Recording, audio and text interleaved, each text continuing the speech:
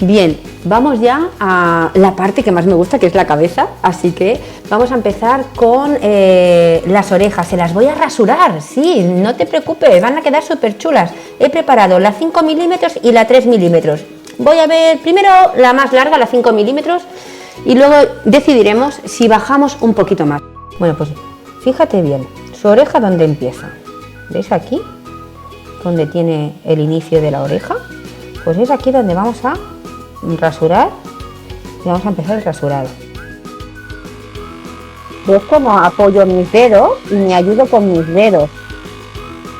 Y siempre hacia afuera. Perfecto, esta medida me gusta mucho. Entonces vamos a hacer lo siguiente.